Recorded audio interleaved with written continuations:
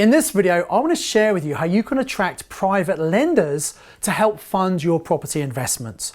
So my name is Simon Zutshi. I'm the founder of the Property Investors Network. I've been investing in property since 1995, and I'm the author of Property Magic, the Amazon property #1 bestseller.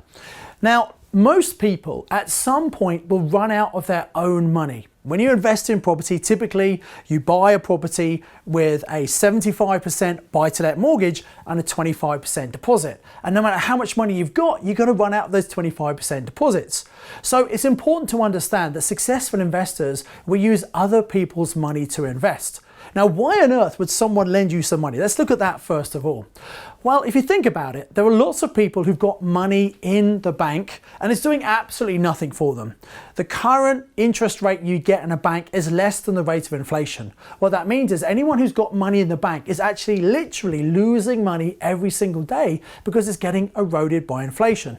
So people with money in the bank have got a problem and they want to use their money somehow. But obviously they don't want to take any risks. They want to make sure they get a good return on it, but as safely as possible. So how can you attract some of these people to you? Now, they might be people you already know. In this country, people are a bit private. We don't like to talk about what we've got. It's seen a bit uncouth to talk about how much money you've got. So people are very quiet and secretive.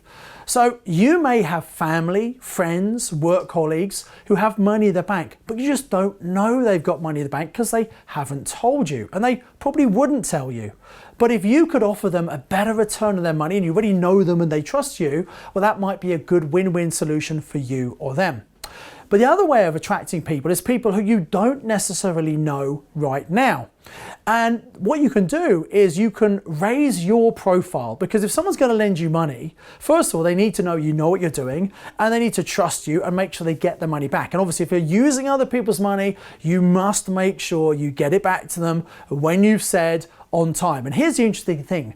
When you borrowed money from someone once and you've done what you said you're going to do and given it back to them, and if you've been giving them a nice high return, much higher than they're getting in the bank, they'll probably want to give it straight back to you because they won't want to put the money back in the bank. So work with people, do a great job. And in fact, you can have 1 or 2 people who can fund all of your property deals going forward. So how do you raise your profile? Well, one of the things you can do is make sure on your social media, on your Facebook, your LinkedIn, your Twitter, whatever, you're telling people what you're doing. I'm sure on Facebook you've seen the pictures of people outside their property with their bunch of keys. It looks a little bit cheesy, but you know what? If you're doing that kind of thing, your family and friends, work colleagues, are going to get to know that actually, maybe you do know something about property investing because you're actually buying properties. It might even be a rent-to-rent deal, but that doesn't matter. You've still got a property that you're making money from. So that's the first thing. Also, LinkedIn. Now, LinkedIn is a more professional platform than Facebook, which is kind of a social thing. So on your LinkedIn platform, if someone does a Google search on you, and by the way, if someone lends money, they're obviously going to check you out, and they should check you out. You've got to be very careful if you lend money to people. So they want to make sure that you are what you say you are. So does your LinkedIn profile match what you say to people when you meet them? So you want to make sure that's up to date and expresses the fact that you are an active property investor. You know, document your property journey. If you have a property you're buying and renovating, make sure you're putting the before and after pictures up on your LinkedIn and Facebook to show people you're adding value to property and obviously you know what you're doing. So first thing is raise your profile. Secondly, go to places where you can meet people who are interested in investing in property, but they may not know what you know. So for example, you can go to property training events. That's a really good idea because people go there to learn how to invest in property. Sometimes they've got their own money, and once they learn how to invest, they think, you know what, I don't know if I can bother with the hassle. And in fact, they can lend to someone who's reliable and they trust, they know they're going to get the money back and they get a reasonable return. They may prefer that passive investing by doing that. And you can get on and do the work and do the deals. They just get a fixed return on the money. Or maybe they do a joint venture with you where they get a share of risk and a share of return. Now, a word of caution here. If you're going to joint venture with someone, you're effectively going into business and both parties need to do due diligence. You've got to make sure you have an agreement in writing so you know exactly who's doing what. And also if you have a loan, obviously you do that in writing so everyone knows exactly what's involved.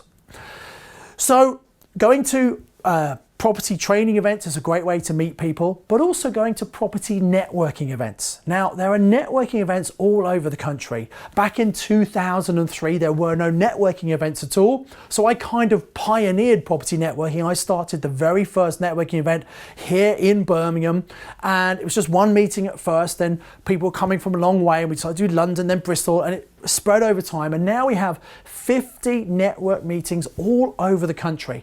It's a great place for you to go and learn about property investing and meet other people and get that property positivity. You see, people around you, family, friends, work colleagues, they may not really understand about property. And so if you say you're going to invest in property, especially in the uncertain market times as we have right now, people might think you're crazy. Go to a property meeting and say something like, hey, I want to replace my income next year.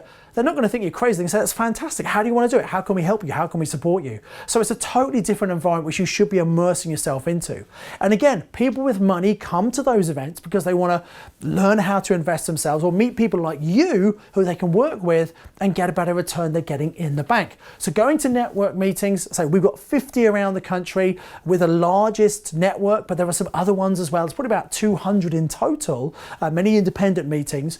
I encourage you to go online, look for your local meetings. If you go on to pinmeeting.co.uk, you can get access to the 50 pin meetings around the country. Now, when you go to network meetings, many of them, including our meetings, you have an opportunity to stand up for 20 seconds to introduce yourself and let people know what you're doing. Now, you're not allowed to stand up and say, oh, I'd like some money, because that's against the FCA regulations. But you can certainly stand up, say where you're from, say what you're doing, say how you can help people, and people, as they get to see you, don't just go once. You're not going to meet someone who's going to give you 100 grand the first time you go to a meeting.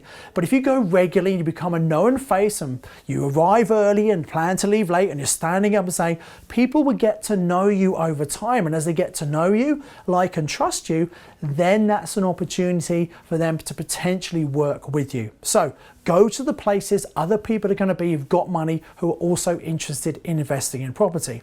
Another great way of raising your profile is obviously speaking at networking events. If you go to a networking event, there may be 50 people there, you're not going to get to speak to everyone. Whereas if you're the speaker at the front of the room, everybody gets to know you. And as long as you can demonstrate your expertise, a certain number of people might resonate with you and attracted to you, and you can obviously potentially work with them. Another great thing to do is if you can get articles about you in magazines like this, YPN, there's also Property Investor News magazine, some good publications out there. It raises your profile and again shows people you know what you're doing. No one's going to lend to you if they think their money's at risk, and they shouldn't lend to you if their money's at risk. You've got to make sure you're looking after people's money, and you look after it, more than if it was your own money as well. Really, really important.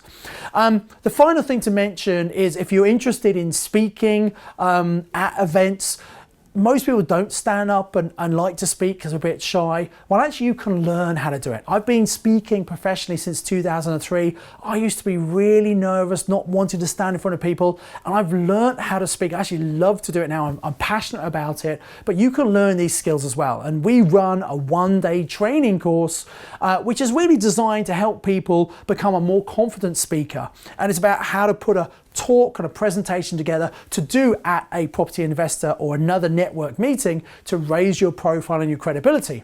But once you've learned the skills about speaking and how to overcome fear and how to project your voice, you can use those, whether it's for, best man at a wedding, or it's a birthday speech, or whatever it might be. Becoming a skilled speaker is a great natural life skill to have, and most people can't do it. So if you get some training, you can stand head and shoulders above other people. After all, when people first meet you, first impressions are really, really important. If you can do a great presentation and add value to people and help them, they're going to resonate with you and be more attracted to you.